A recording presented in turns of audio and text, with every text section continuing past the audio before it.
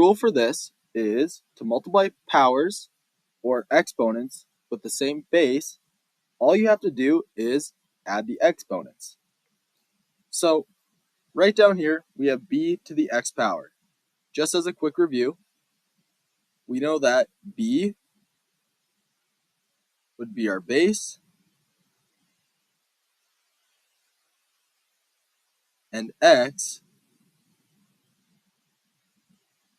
be our exponent.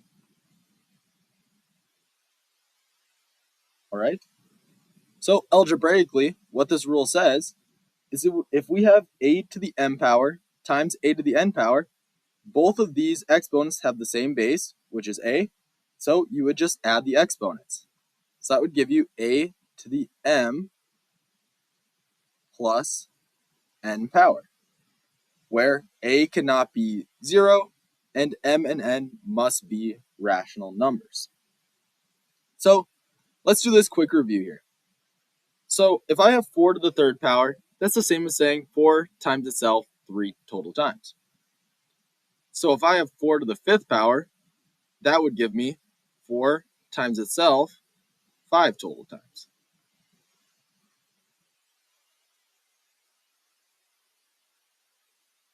There we go.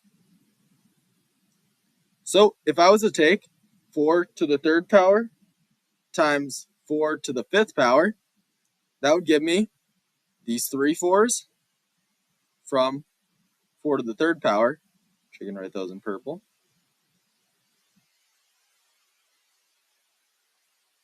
times the 5 4s that we multiplied in 4 to the fifth power.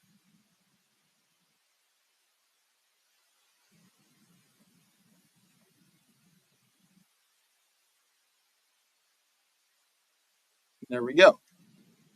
So to get me my final solution here, I just have to add up the total amount of 4s that we've multiplied, or the 2 exponents we have.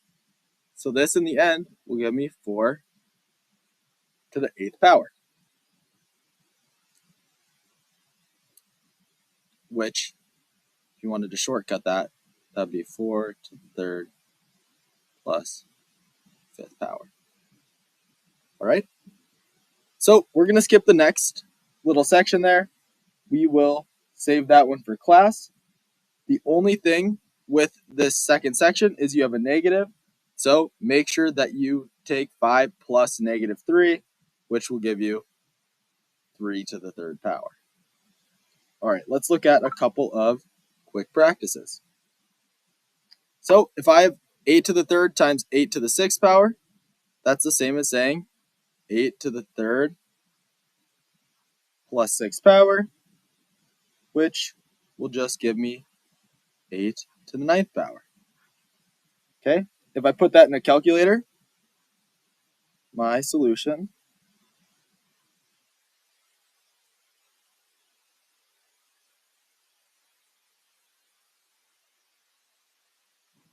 would look something like this. Okay, with negative exponents, all you have to do is add them. So this would give me 1/2 to the negative 3 plus negative 8th power. Negative 3 plus negative 8 gives me negative 11. So this would just give me 0.5 to the negative 11th power. Which, if I wanted to write that as a positive exponent, I could write that as 1 over 0.5 to the positive 11th power, which in a calculator, that would give me 2,048.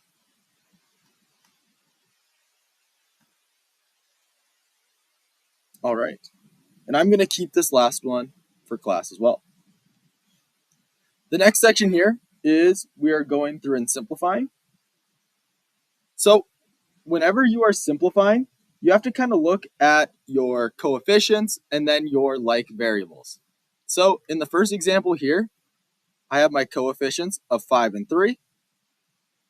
And I have my variables of x to the fourth, x to the ninth, and x. So I know it already has the solution written out for you guys right here, but let's look at how we get there. So first of all, you are going to multiply your coefficients. So we'll take 5 times 3, which is going to give you your coefficient of 15 in your solution. Then we're going to multiply our exponents. So we have x to the fourth times x to the ninth times x, which this would count as x to the first power.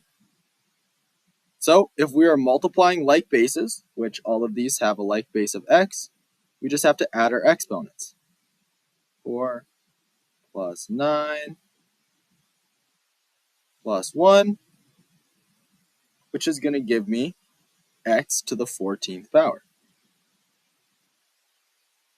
which is what we got up here in our solution. All right, so we have 2 more examples here. Let's just take a look at one of them, and we can save the other one for class. Let's actually just go through this first one. So I'm going to go through and highlight all of my coefficients, and then my variables with a like base, which all of these have a base of a. So I'm going to start by multiplying my coefficients. So I've got negative 4 times 3, which is going to give me negative 12. And then I have a to the 5th times a to the 3rd times a to the negative 8th, which ultimately is just going to give me a to the 5 plus 3 plus negative 8, which 5 plus 3 plus negative 8 is just going to give me a to the 0 power. Remember, anything to the 0 power is just 1. So all I'm left with here is negative 12 times 1, which is just negative 12. Okay, so this is a case where my exponents ended up canceling each other out. All right, so please try this last one for sure before class. I think it'd be good for you guys to have a little bit of a challenge, but make sure you bring any questions you have. Thanks for watching.